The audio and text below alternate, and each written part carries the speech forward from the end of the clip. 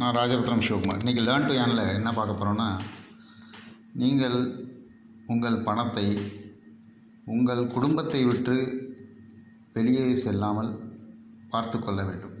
அதாவது இது யூசர்கள் கடைபிடிக்கும் ஒரு முதலீட்டு குணமாக கருதப்படுகிறது.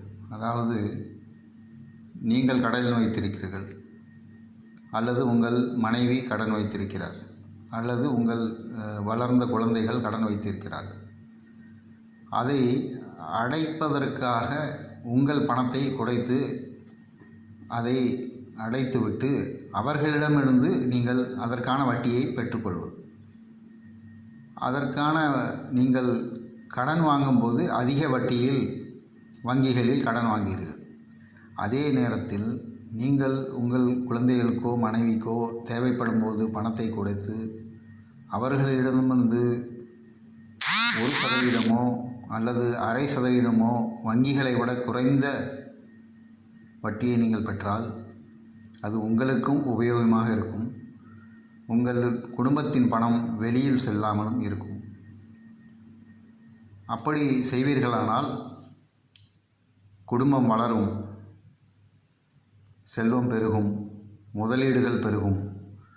உங்கள் கையில் இருக்கும் பணம் வெளியில் போகாமல் இருக்கும், குடும்பத்திலேயே இருக்கும்.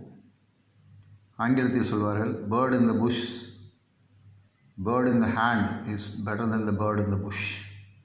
அதாவது நீங்கள் பறவை புதருக்குள் இருப்பதை விட உங்கள் கையில் இருக்கும் பறவையே மேலானது என்று சொல்வார்கள். அதேபோல உங்கள் குடும்பத்தில் இருக்கும் பணத்தை அவர்களுடைய கடனை அடைத்து அந்த வட்டியை நீங்களே பெறுவீர்களானால் உங்கள் குடும்பமும் முன்னேறும், நீங்களும் முன்னேறுவீர்கள். உங்களிடம் வரும் பணத்தை நீங்கள் முதலீடு செய்து நீங்களும் விரைவில் பணக்காரராகலாம்.